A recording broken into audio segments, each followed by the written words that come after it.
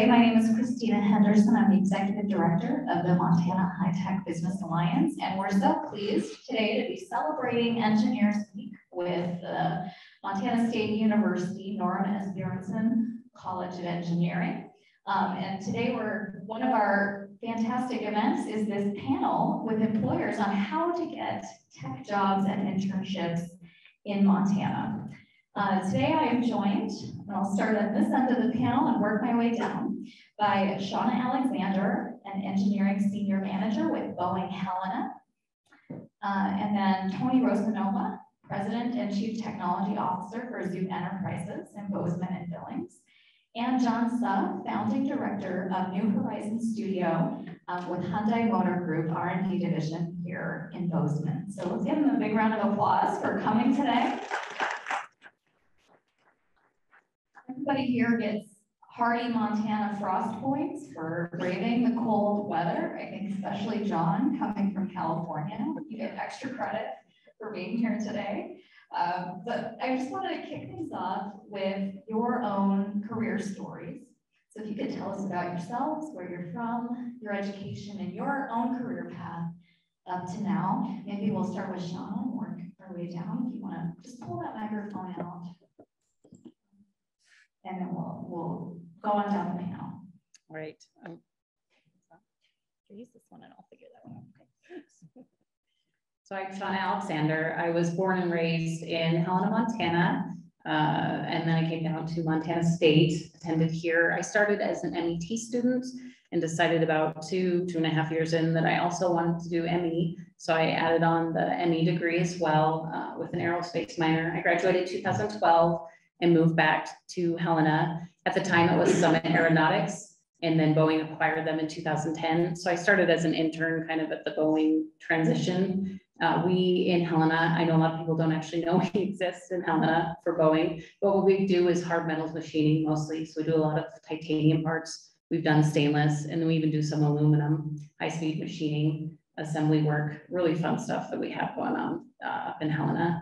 I started as a manufacturing engineer there. And what we do is we take the design engineers, design and figure out how we're actually going to produce it. Really, really fun job. And about 4 or 5 years in, I became the first line manager. And then here just about 1.5 years, 2 years ago, I became the senior manager. And in my time there, our engineering team has grown from 12 people to 34 people. So we are expanding rapidly and taking on a bunch of new and exciting work. Tony? So I'm Tony Rosanova. I grew up in Arizona. As it turns out, we didn't ever see this, ever. I went to University of Arizona, and I also went to NAU. Ironically, I started school, and my first class was a C programming class. I liked that so much, I switched to marketing. But after school, I ended up working for the government for 10 years doing math, working on some satellite programs. That was exciting. My wife and I both worked there, and she had done field camp here for her graduate degree. And we ended up moving to Montana 25 years ago. Started with a small company that I'm still with today. It was Bozeman founded, and it was founded to give jobs to kids in Montana so they didn't have to leave. So I've been with Zoot Enterprises now for just over 24 years, and we are successfully enjoying not necessarily the weather today, but Montana and the lifestyle that affords us. Hi, everybody. John Suh from Hyundai. I grew up in Michigan. I went to all the way through college. And then when I finished college, and I studied electrical engineering at the time. And then after I left college, after I finished college, I came out to California to work on my master's and PhD in mechanical engineering. And then I've been there in California up till the well, basically the present time. I would describe my career path as visually as a squiggly line from where I was to where I am today. Definitely not the original concept I had in my mind of a stair-step approach. You get a job, you work up and make progress. I think if you're looking back here, it looked like that, but it was definitely very much a squiggly line. And part of that was, I'll take a step back. So part of the reason for moving to California in the first place was I was in college, I was in a co-op program, which every other quarter I would be working at my sponsoring company, which at the time was General Motors.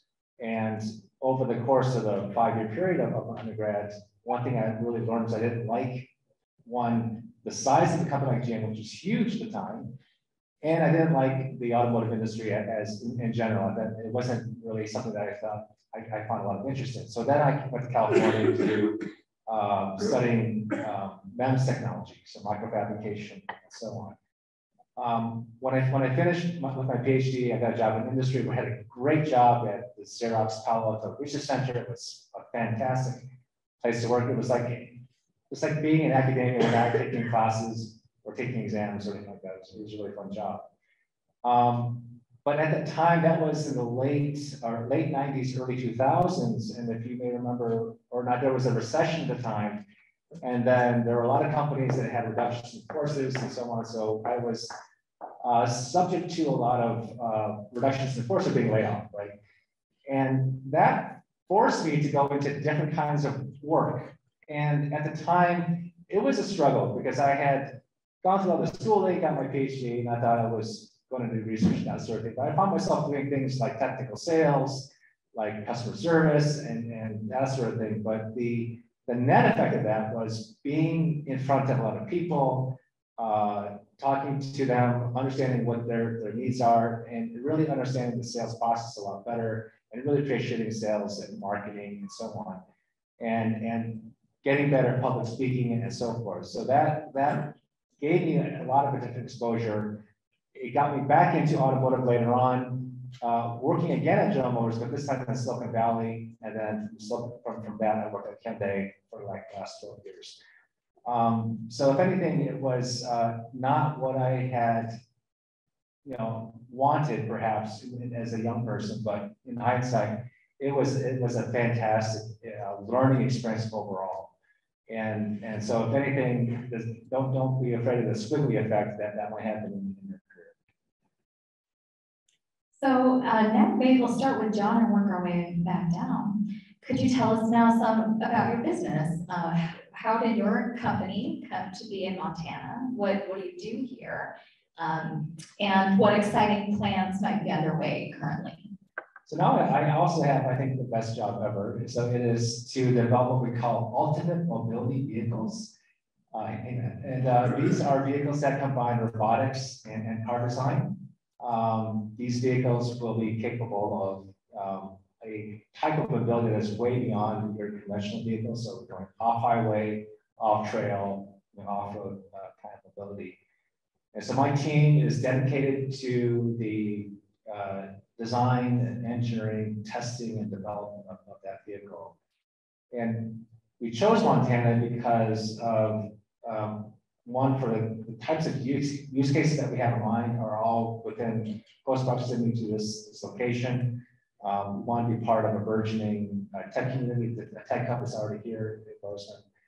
And we are, again, focused on this sort of the design and development of this vehicle. So what we're doing here is establishing the R&D center for these vehicles. Currently, we do have an operation in Silicon Valley today.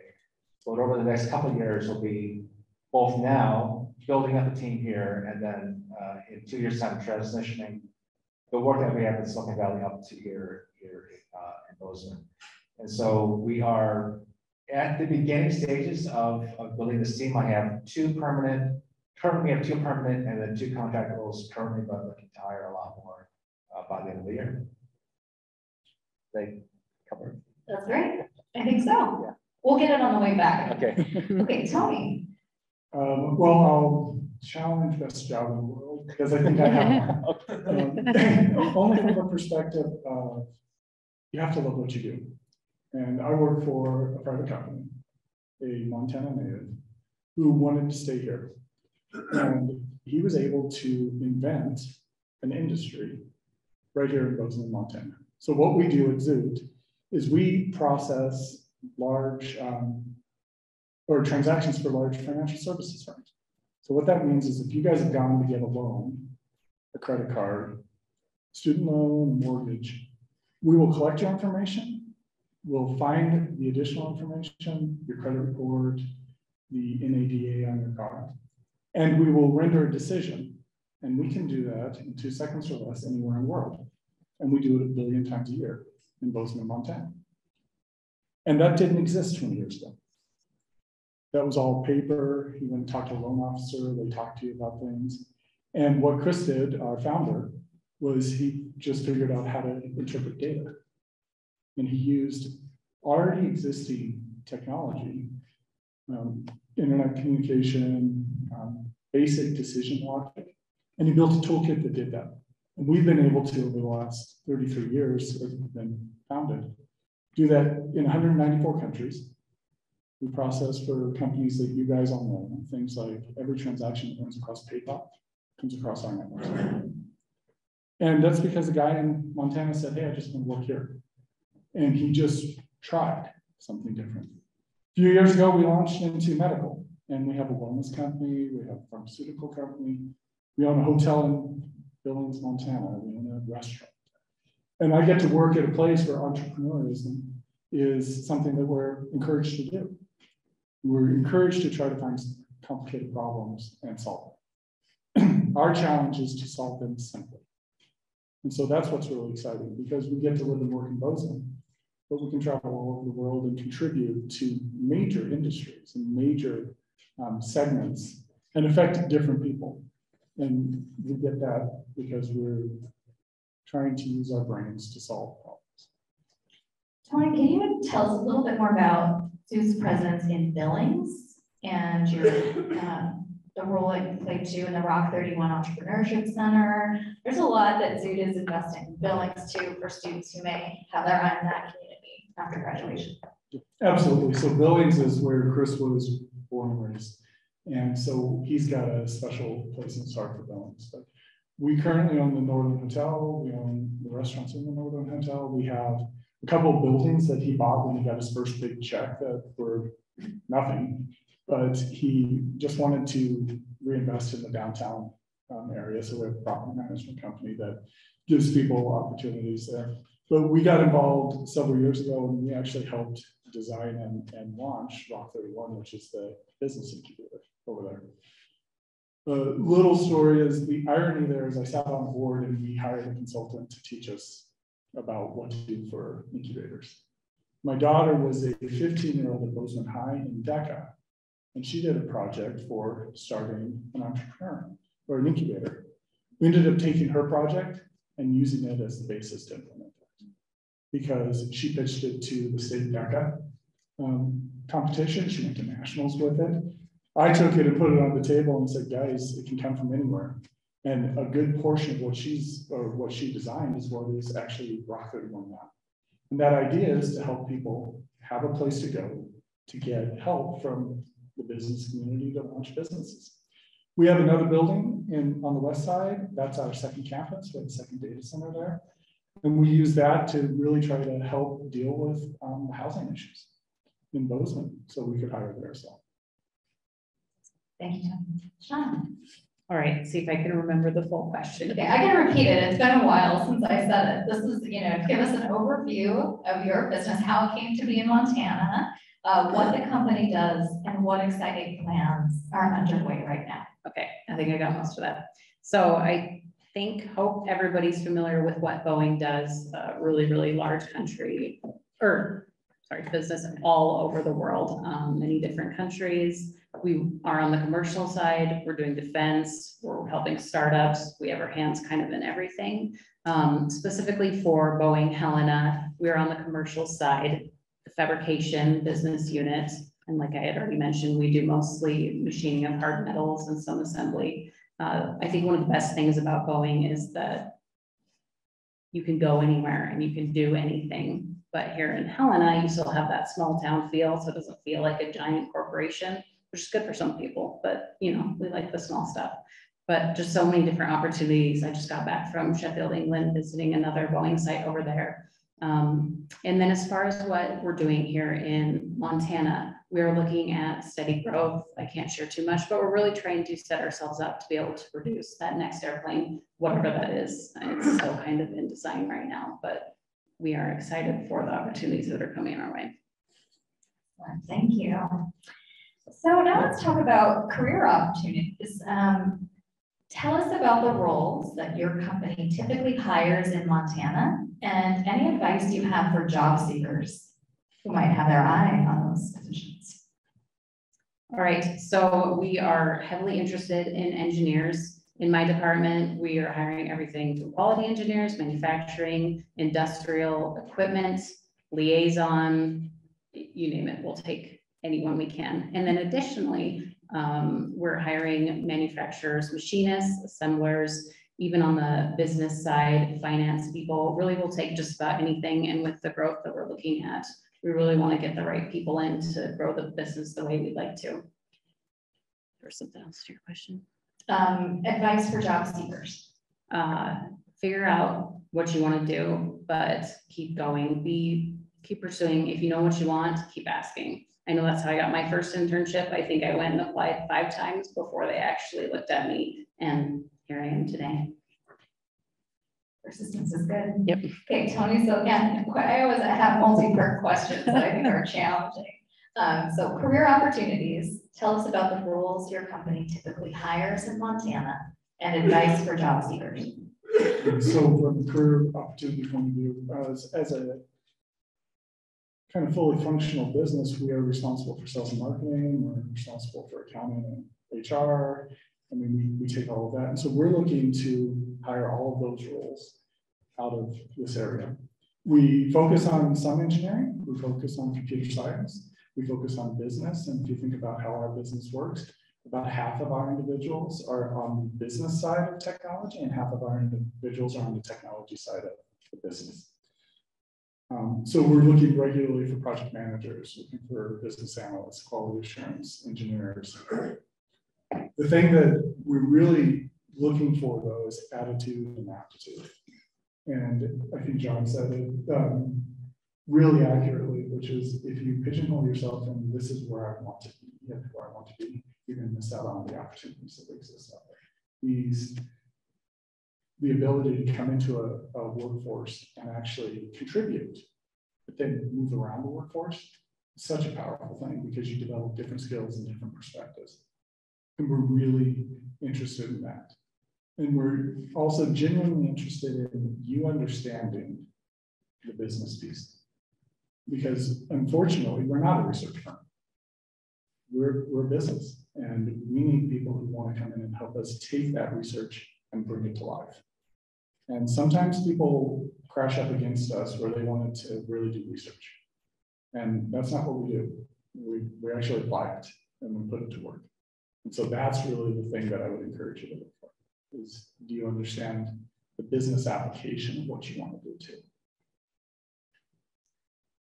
So we're looking for a pretty broad spectrum of primarily the engineering side, ranging from control software development to robotics, engineering, mechanical, from both the machinery, electromechanical machinery, which can also be electrical, but also structural, engineers, materials.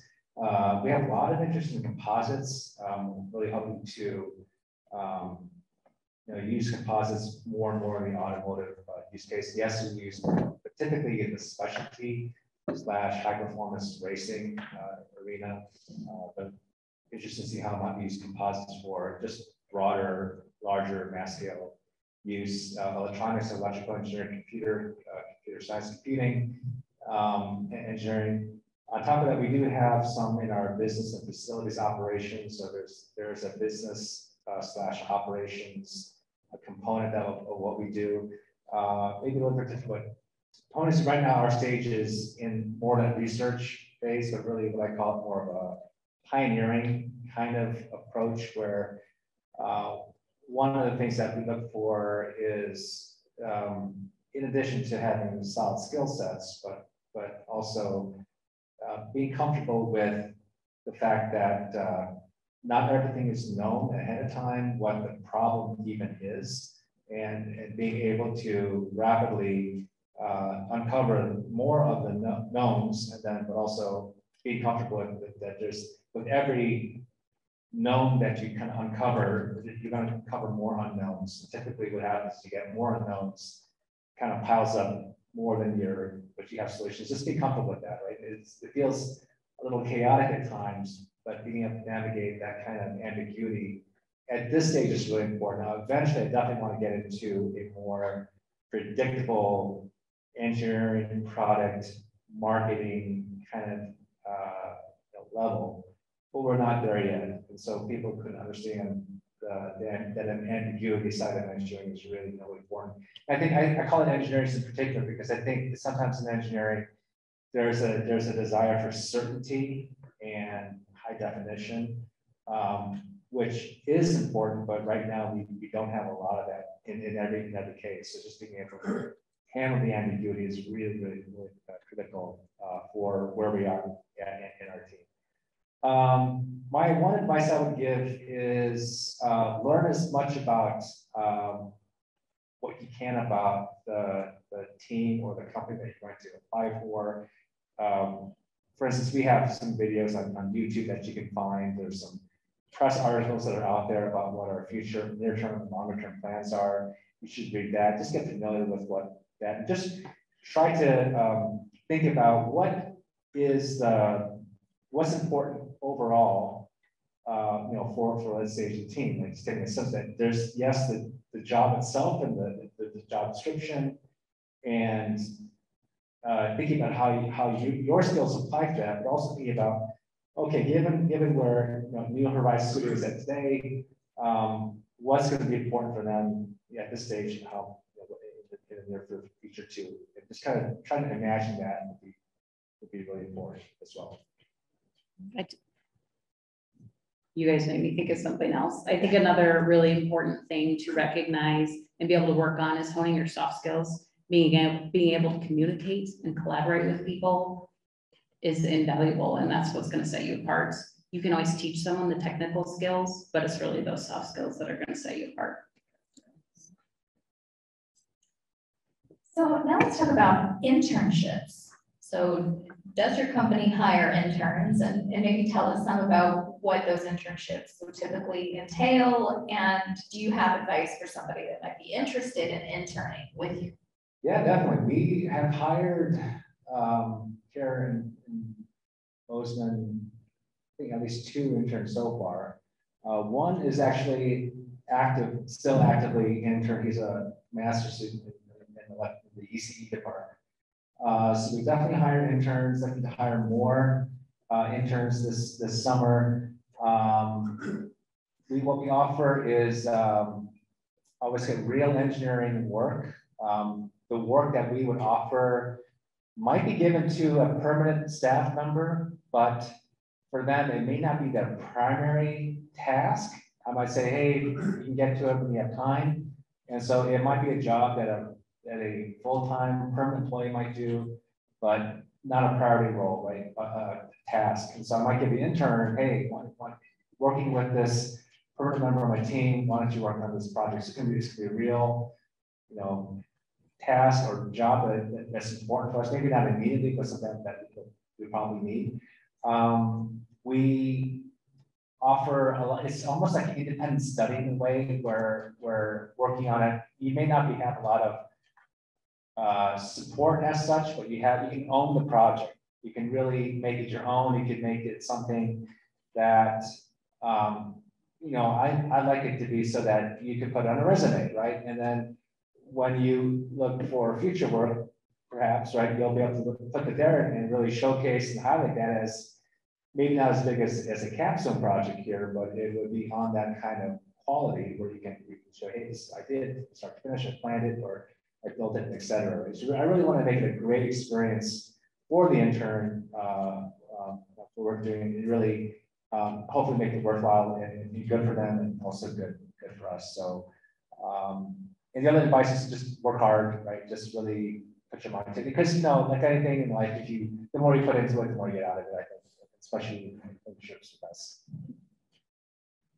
Yeah, we're really similar in that our internships are all project based, and we really moved to that about 10 years ago because we had a situation where we would bring interns in, but sometimes if you were on a high priority deadline or a project, your intern didn't get all the attention they needed. And that's not fair to them. And so then we shifted to where we do 10 to 15 project-based internships a year. And they really are, if you're on an internship with us, you're working on real work. And you're working with real clients. You might be working in medical, building an app, or you might be working in our data centers or things like that. And the whole idea is we have a tremendous amount of work. And our idea is that if you're willing to give us your time, we're going to give you something real that as you take it and put it on your resume, it's not just that you did time with us. You actually have something to show for it. And frankly, we end up transitioning about 30% of our interns to employees. They come back to us. The internships aren't just summer internships or Christmas break. We've got internships that run all year long. We've got another short finite periods, but they're all based on the project. And so then absolutely do your best. Making sure that you show up and realize that we're going to invest in you. Please give us your best. I don't think I have anything to add that's novel there. We also hire interns. Usually we do in the fall, though, so we identify in the fall who we're bringing in for the next summer. But same advice that these guys gave, you really need to put in the work, especially if you do want to become that full-time hire. If you show us what you can do, 9 times out of 10, we're going to keep you on full-time because we like what we see. A piece of advice that I would offer, especially if you're from Montana and you're interning with us, I would go somewhere else, get the experience somewhere else. So if you do want to end up here, that way you have that experience elsewhere that you can bring back here. Does your company offer remote work? And if so, what does that look like? We're honestly still figuring that out. All of our engineers went remote during COVID, and we've got most of them back in Helena. It makes sense for us to have most of our engineers on site just because they're out there on the floor all the time with our manufacturing side. But across Boeing, we do offer different types of remote work. I would say on the office side is where it's more heavy. If you're in the manufacturing field, you're going to be more likely to be out in the shop with the people, but there are some opportunities. Yeah, we are less excited about remote work. The bottom line is we believe in face-to-face communication, and we see creativity. We see really interesting things happen when we work with each other. And during COVID was the first time we really got stressed on that. And after 60 days, our employees were asking to come back because they weren't getting the same interaction. We weren't getting the same culture. We didn't get the same enthusiasm. And so as a company, I would say we're less than 5% remote. Traditionally, what we do with remote is when there's something that's going on in your personal life. As your parents are aging and you need to go live in a different city to try to help them through that, we are extraordinarily supportive of that. But when push comes to shove, we really like to work with each other in the office. Our official work policy is 3-2, so 3 days in the office and 2 days remote per week. I would consider it to be a minimum in the sense that some days it might be in the office more than that. I think, you know, because of what they're doing is sometimes very conceptual, or the problem itself is ill-defined, and the solutions are also evolving and changing almost on a daily basis. It is harder to do that remotely. And, you know, when COVID happened, I didn't maybe really appreciate that. But during COVID, when we were all working remotely and we're trying to just get through some solutions, it became really apparent to me that when you're together, you can cycle through ideas so much faster. Right? It's not just a body language thing. It's like you're just the social dynamics of being in person are just so much easier than turn taking, right? That happens when you're on the Zoom call. And so 3-2, yes, 3-2, but I feel strongly that, you know, sometimes you have to be more in office than that. Now, the one exception that we might have remote work is if you're in a purely administrative role. So if your job is more or less looking at a spreadsheet, like budget or purchasing information or invoicing, okay, that could be remote, right? Because that's all you're doing day in, day out, right? And you can do that here in Bozeman or Fremont or Detroit or what have you, or your home, right? But other than that, it's a 3-2 hybrid situation. One of the challenges that we can face in high tech and manufacturing is recruiting more diverse candidates, women, veterans, racial minorities, other types of diversity. Are there initiatives at your company or in the community that support diversity and inclusion? I was thinking about this question. I don't think we have a particular initiative, though we are definitely encouraged to think about diversity, equity, inclusion in hiring, and given the information of the positive results that results in. So so not a particular initiative, but it's something that we're very sensitive to. And I think about a lot as well. And I try to definitely keep that in mind as I look for hiring, looking at candidates and hiring them. Tony, how about at Zoot? There are several. Our involvement with MSU has helped us tremendously. We get involved with women in computing and some other groups here. We took a little bit different approach about 5 years ago. And what we were realizing is that we were losing the majority of our women from the workforce because they were having families and they were leaving work because they were taking care of their kids. And so we started non-site daycare, specifically with the intent to keep the women in our workforce. Because what we saw was this interesting drop off where we had these fantastic, talented people coming in, and they were being challenged with a life decision, and they were giving their careers up because there was no option. And so literally on the first floor and right off our main lobby is a childcare. And so you can come in, bring your kid to childcare. We do that, and you can go have lunch with them. You can go on break and enjoy it. And that kept some of that amazing talent in the building. That also translated directly to women in management force. And so that was our biggest initiative that we've done so far. Boeing does have quite a few initiatives going on in the form of diversity, a lot around hiring a diverse group of people, making sure that we're looking in the right areas. And kind of to add on to what you were saying, about 3-4 years ago, Boeing started giving 100% paid parental leave to all employees, so mother and father, which was really, really big, and I think a step in the right direction. Women in STEM is something that I'm really passionate about, and so I think it's important that we engage the diverse groups at a younger age to get that interest sparked from a young age. So really getting involved in the community and helping along with that. Are there any things that we haven't talked about that you might like to mention? So any topics that you haven't gotten to speak about yet that are on your mind? You're first. I know. You don't have to go first. If any of you have a thought that comes to mind, feel free to grab the mic.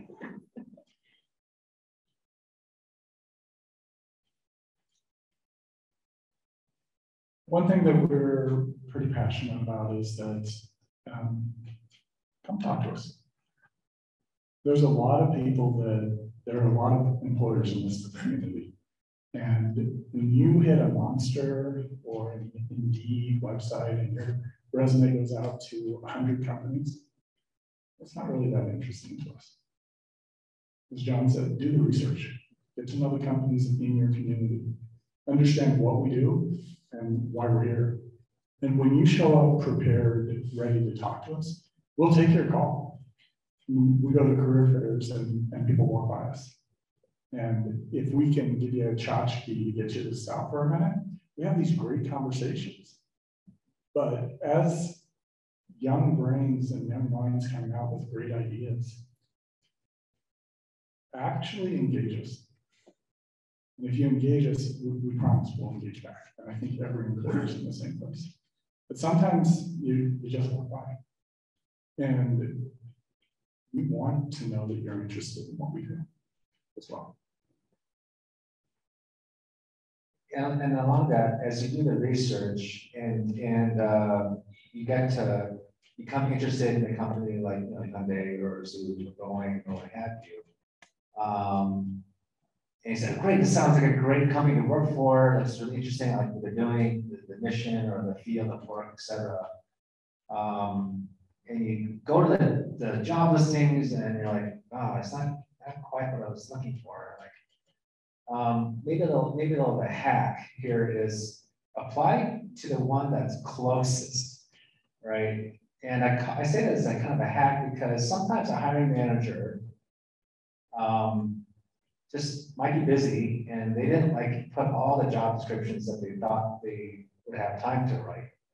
It takes, you know, I would say to do a proper job description, it does take quite a bit of time to formulate one, to kind of get experience to think about who we want and what does that look like, and make it kind of translate it into a bunch of bullet points, right? And try to make it accurate enough and so on. But if you see that, and then we might put experience levels at like way more than what you have. But it may turn out that, a hiring manager may come across that and say, oh, this person looks interesting, right? And maybe if you write a cover letter, I think, speaking to Tony's point, if you write a cover letter, a good old fashioned cover letter, I think they've gotten a little bit out of style, maybe, but the cover letter is a great way to talk about yourself that is more than the bullet points on your resume. That's where you can talk about, hey, I left the company, it's really cool, I like what you're doing, I'm applying for this job. That, because the time it takes to do it, it takes time to do that, right? And also writing in and of itself is an important soft skill that I think all of us value. So then we see that, we see the resume, and then it's like, maybe I should get this person a call, right? And then say hello or have an information interview and learn. And you may discover from that information interview, something pops up. Hey, maybe you could become something, right?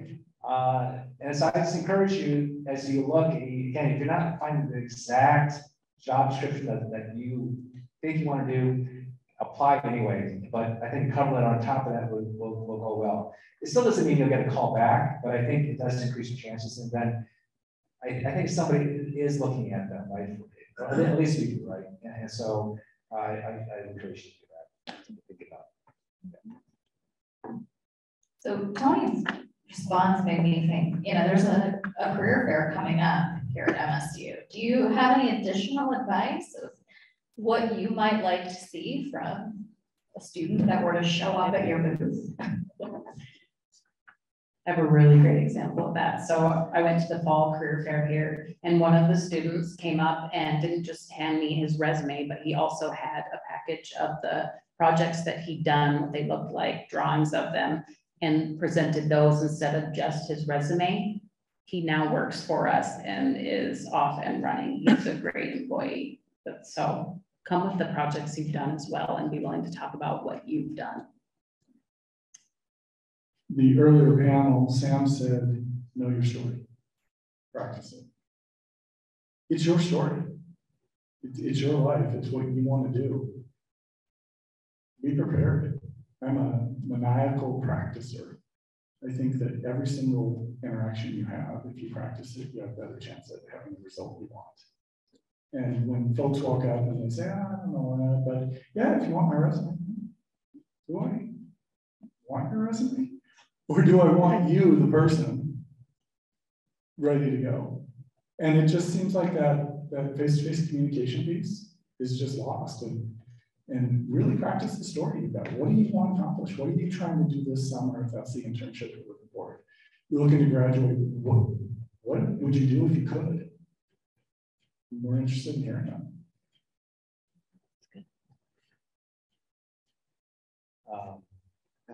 Just lost it.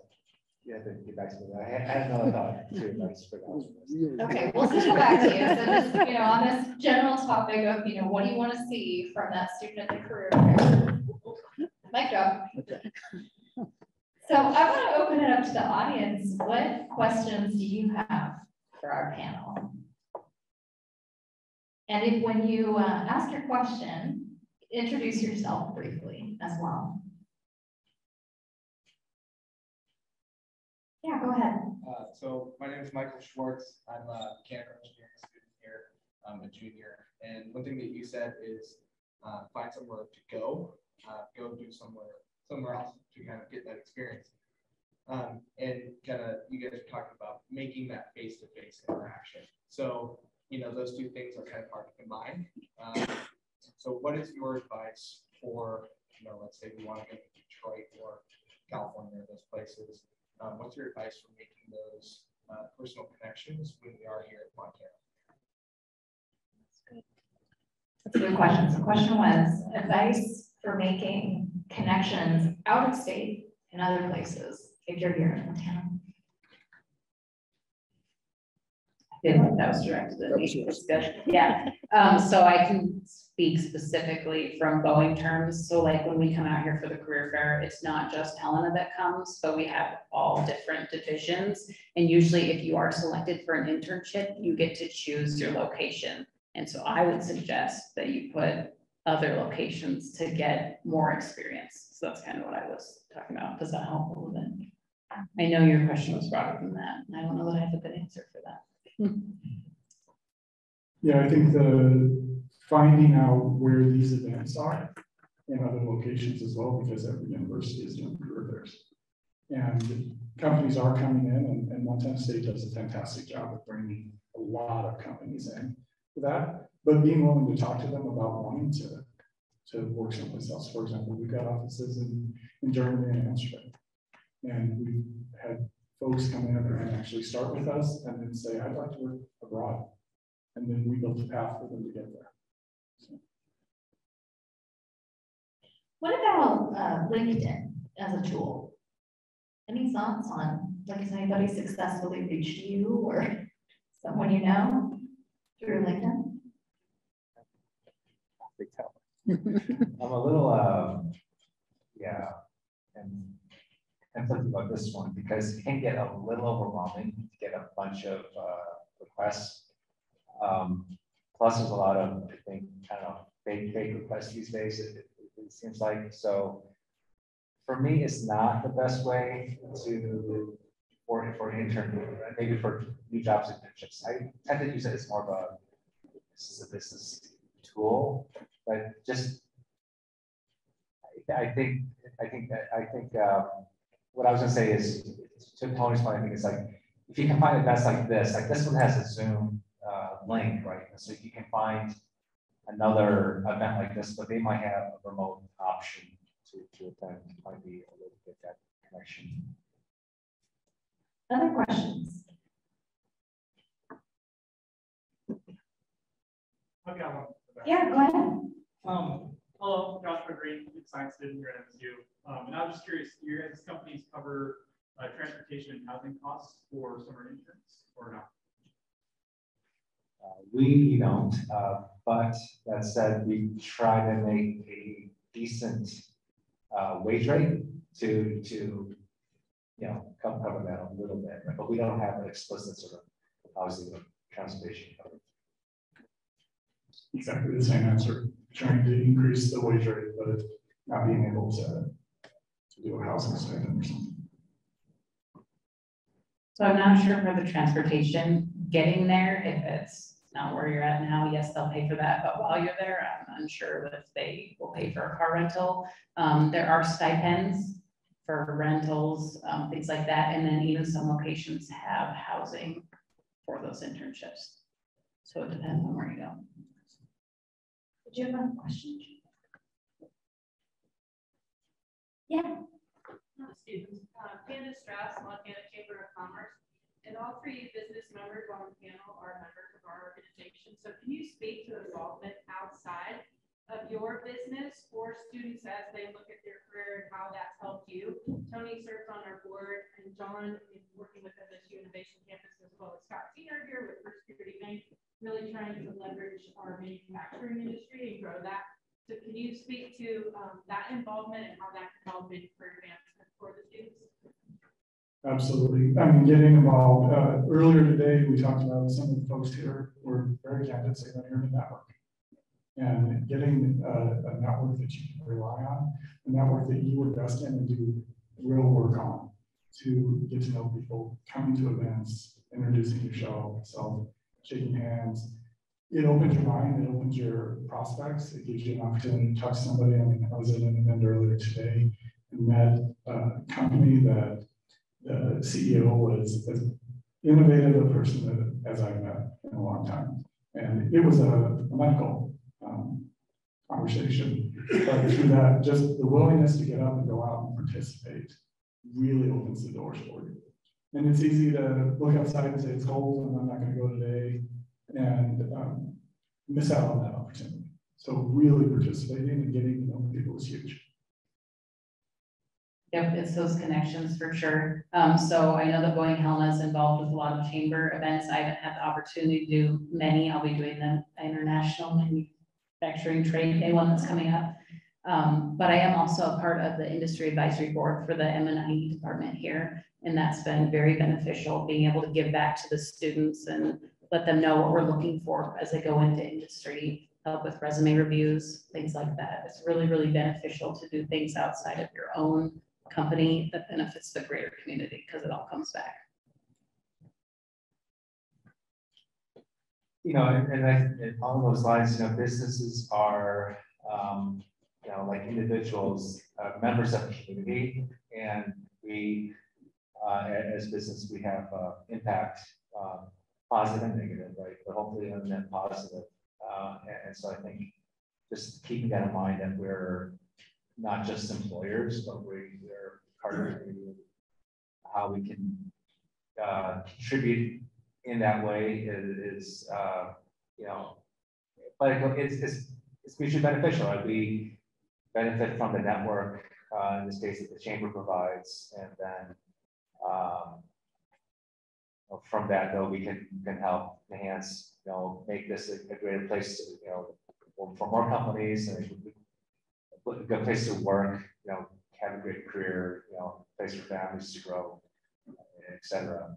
One of the things I've enjoyed with the chamber in particular is we might start in a particular kind of area of focus or need that maybe, hey, help us to establish a presence here, but then leading into manufacturing, you know, the importance of that. And our long-term vision is to have manufacturing in Montana, not necessarily in Gallatin County, but in Montana is where we have that in mind. And right now, although I mentioned we're very much in the research phase, as we want to develop a product to get into the manufacturing is something that I'm really keen on doing, right? And so connecting with people like Scott Sanger and others to think about that longer term, right?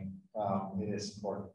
And organizations like the Chamber also do lots of other things. And so as they're doing things that could be an adjacent area that I have in my mind, something comes up, it's like, that's interesting to us too, right? And then so again, I think that is again an examples of business networking, although with other businesses or communities of business networking, other communities of business. So I think for as individuals continue to do that for your lives now. I think being here is part of that, but continue to do that to the extent that you can to meet other people, to learn about new opportunities, and just network. I think yeah, a lot of great opportunities here.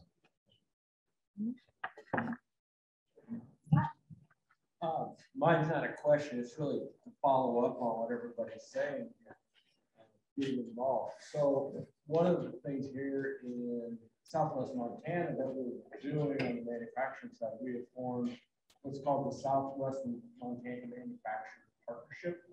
It's a group of manufacturers that have come together on work groups to find solutions to common challenges in a collaborative way. We're working out the membership part of that right now, but one of the memberships that we will have is there isn't going to be a student membership. So you would have the ability to be part of SMNP, come to the meetings, get to know a lot of the companies here in the Valley that are looking for mechanical engineers, industrial engineers. Alistair Stewart, who is with MMEC, has been an integral part of that. So with MMEC being part of the engineering college, it's really a good fit. So as we progress and get this up and rolling here in the next month or so, I would say, I think we can get information to the college so that if you have an interest in joining us on any of these meetings, or, we even do,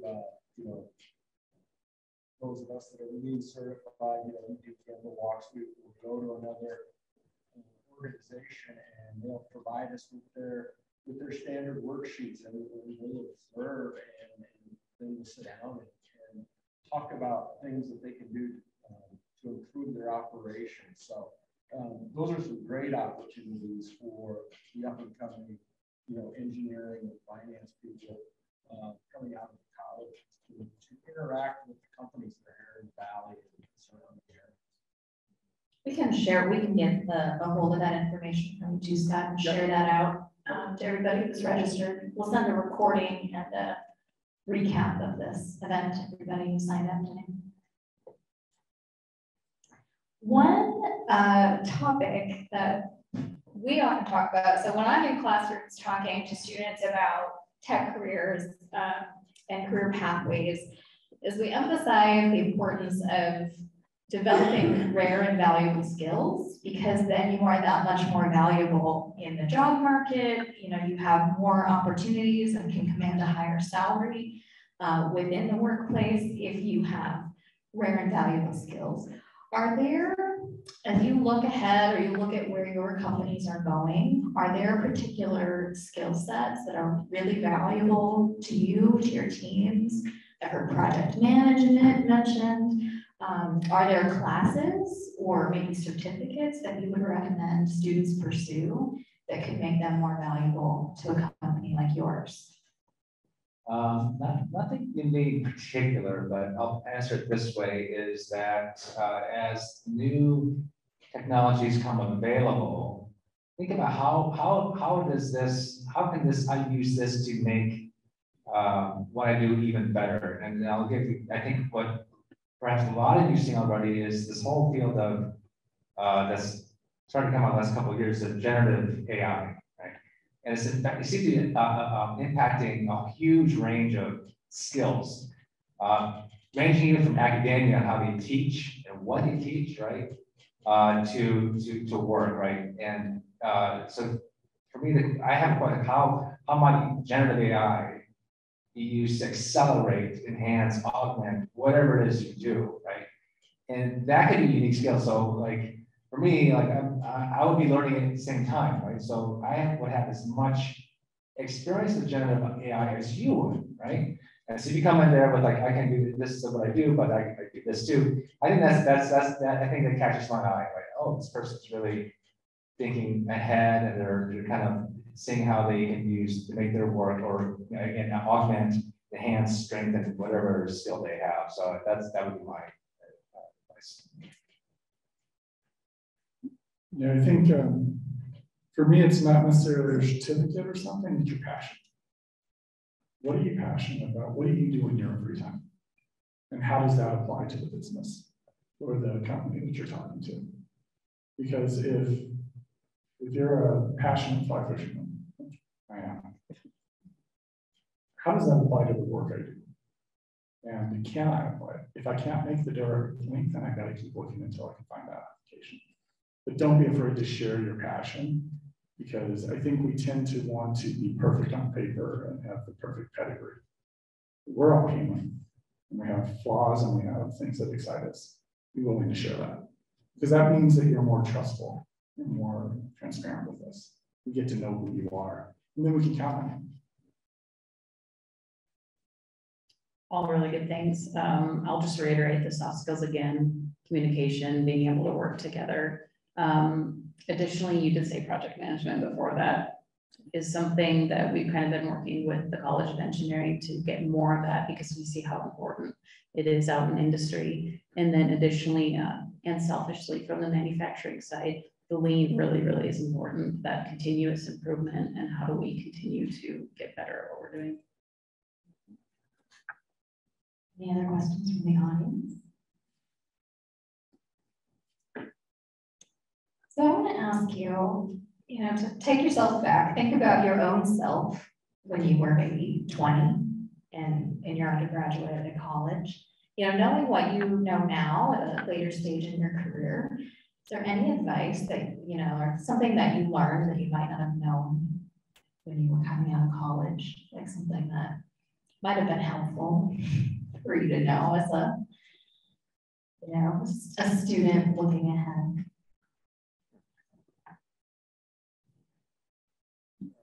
Yeah. Okay, perfect. So, now I know, and before I say, first of all, I want to understand that it's not possible for this to be always the case, but to the extent that you can have minimal debt, I would highly encourage that. I was talking to Tony about that earlier before, but I was very lucky that I didn't have any debt, and I didn't really appreciate. I thought, oh, that's a nice thing, right? But looking back, it was very important that because it just freaked me out to go to California, right? And I had no plan in California except to be in California, and that was it. But I could do it because I had no debt, right? So that would be my hindsight that I've learned in recent years, just how important it is. No question. Debt free is key. Trying not to set a schedule when I have to accomplish this or where I'm going to be. It's hard because we come to class and you're on schedule and you're on catalog where you've got to get these classes, and this semester you've got to get those classes.